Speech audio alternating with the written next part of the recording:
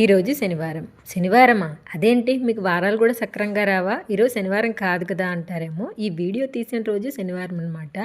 బాగా వర్షం పడుతుంది. వేడివేడిగా బిర్యానీ తినాలి అనిపించింది. శనివారం అంటే ముక్క అంటే చాలు ఎగ్గిస్తుంటారు మా ఇంట్లో వాళ్ళు.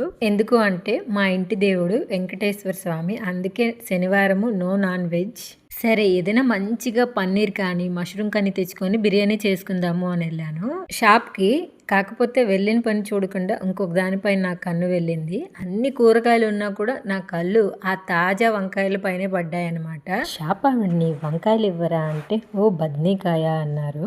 కన్నడలో వంకాయని బద్నేకాయ అంటారంట. అమ్మయ్య ఒక కన్నడ వర్డ్ నేర్చుకున్నాను అనిపించింది. వక్కలు ముక్కలుగా మాట్లాడతానే కానీ కాకపోతే వెజిటేబుల్స్ని ఏమంటారో నాకు తెలియదు కొన్ని కన్నడలో. హాఫ్ కిలో వంకాయ తీసుకొని వచ్చేస్తుంటే షాప్ ఆవిడన్నారు, ఆంధ్ర వాళ్ళు గుత్తి వంకాయ కర్రీ అలాగే వంకాయ రోటి పచ్చడి భలే చేస్తారు కదా, ఎప్పుడు అవే ఎందుకు ఈసారి ఇలా బిర్యానీ చేయవా అన్నారు. అవునా నిజమా అనేంతలా షాక్ అయ్యాను. ఆవిడే ఈ ప్రాసెస్ అంతా చెప్పారనమాట. ఇంటికొచ్చి మా హస్బెండ్కి వంకాయ బిర్యానీ చేయనా అంటే అమ్మ తల్లి నాపైనే ఇన్ని ప్రయోగాలు అవసరమా అన్నారు.